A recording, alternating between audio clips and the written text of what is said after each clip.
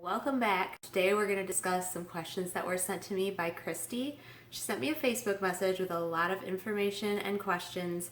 She is definitely on the right track. Even as a beginner, she is busy racking up those points. She's got her husband in on it a little bit too. I think she will make a believer out of him as well when he starts to see the benefits and actually goes on that first real trip that costs them nothing.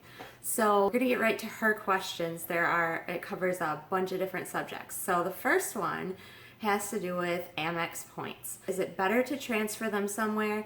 Is it even possible to transfer them somewhere? I don't use Amex points myself, so the information that I'm giving you is all stuff that you can find yourself. It is possible to transfer those points, and as long as you can transfer them at a 1-to-1 point value, meaning if you're going to transfer 30,000 Amex points to something like Delta Sky Miles, you want to see that show up as 30,000 miles on Delta. You don't want that to be reduced. So make sure if you're transferring stuff, it's transferred at 1-to-1. These are some of the places you can transfer them to. The bigger name airlines that I see here are British Airways, Delta Sky Miles, JetBlue. I mean, there's a lot of familiar names here, so I think you could find value in transferring your Amex points to some of those other programs as long as it's at 1-to-1 value. Next question. I don't think there's even a way to travel hack to stay at beaches, Turks, and Caicos. Is there? Same with Atlantis and the Bahamas. So I did a little bit of research on this through the portals that I use, which mostly for me is the ultimaterewards.com portal.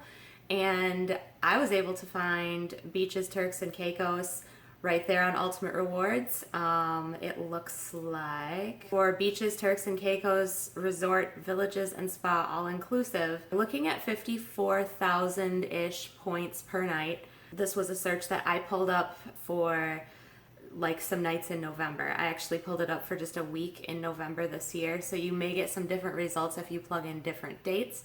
But this was found on ultimaterewards.com, and I'm viewing this through my Chase Sapphire Preferred card because, again, you're going to get a 20% higher value on your points if you do it that way. So that's why here it says it's $685 per night or 54,818 points per night. So you can see the difference there. If this was at a complete 1-to-1 ratio, that would cost you 68,523 points. So you're saving a lot of points by, again, transferring, like I've talked about in previous videos, transferring all your Ultimate Rewards points over to the Sapphire Preferred and then using them through their portal.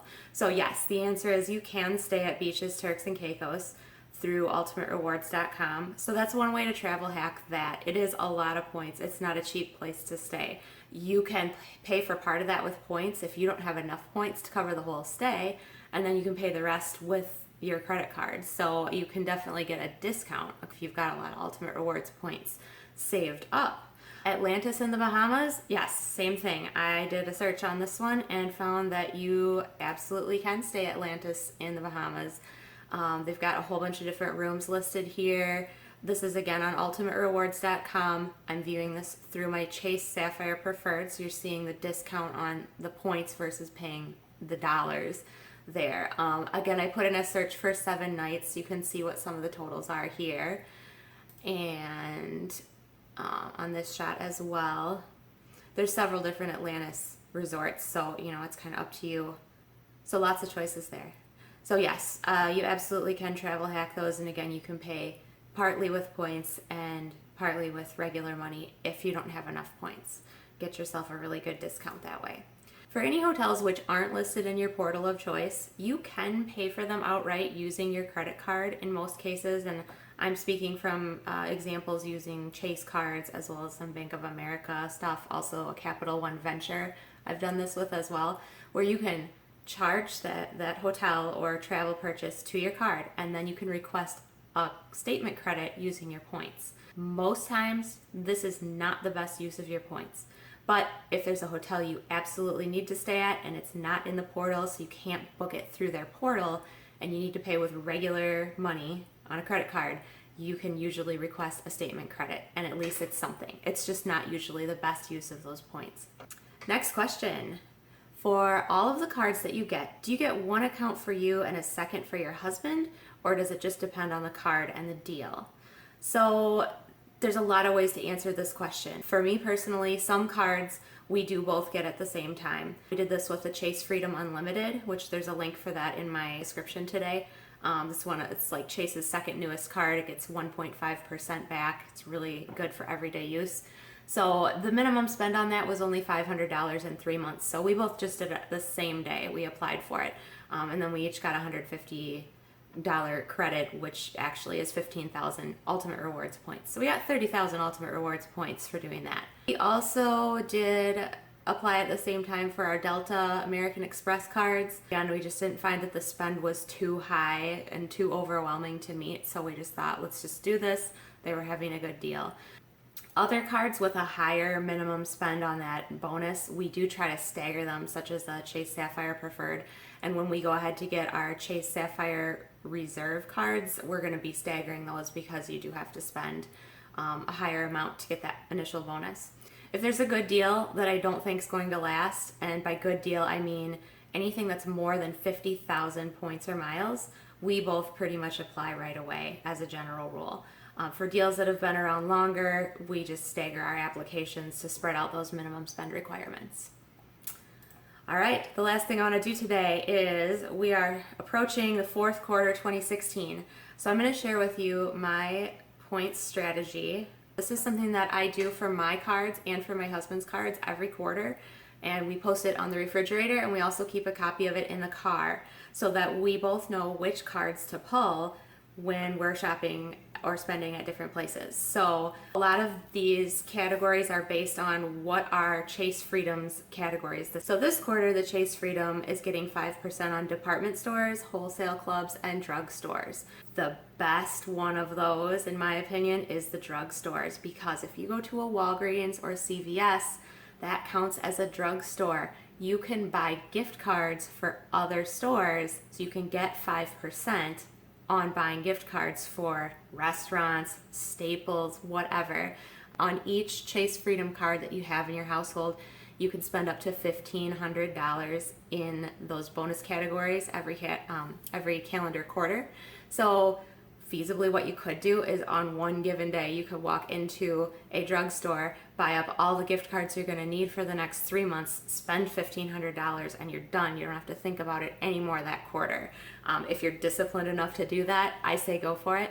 But yes, you also would get 5% at the department stores and wholesale clubs as well, which, you know, with the holidays coming up, department stores could be a really good find. Freedom Unlimited is getting 1.5% on everything, so that's kind of my general everyday spend card. The Sapphire Preferred, right now I'm only using that for personal travel and parking, which counts as a travel expense. We're getting 2% on that, so it's better than 1.5% or 1% on my other cards. So that's why that's what we're doing with this, the Sapphire Preferred. And then I also have an Ink Cash, which is a business card. And I'm always on that one getting 5% at office supply stores, 5% on our cell phone purchases and bills, 5% on internet, 2% on any business dining that we're doing. So anytime we're having business meetings out, we're pulling that card. For the 2%. And also gas is 2%, plus it gets this extra thing called a Fuel Man rebate, which I think is another, like, I don't know, 3 to 5%, and they actually put that on as a statement credit, which was totally a surprise to me. It doesn't talk about it anywhere, I just keep seeing it on my statement, so it must be a real thing. So that is what we're using the Ink Cash for. And then I have my United Mileage Plus Explorer, which is also a business card, so if I'm purchasing any United airline tickets or anything like that, that's going on that card. And then the Advantage Aviator card, I'm putting all my American Airlines purchases this coming quarter on that. I've talked about those airline cards before. You're getting the priority boarding, and you're also usually getting a free checked bag for you and your travel companions on those, so it pays to use those cards, and you get extra miles earned on when you're actually buying those tickets with the selected card. So that is all for today. Feel free to send me your questions on Twitter. All my links to my social media stuff are in the description. I also have a link there for the Chase Sapphire Preferred. And then the other Chase card that if you don't have, you should totally get, because there's no annual fee. It's just one you can hang on to forever and use on a daily basis is the Chase Freedom Unlimited. So there's a link for that also in the description. I appreciate it if you use my links and share my links, because I do get some points for those, and you guys know I love points. So that is all for today, and I will anxiously await more questions, and we'll see you next week.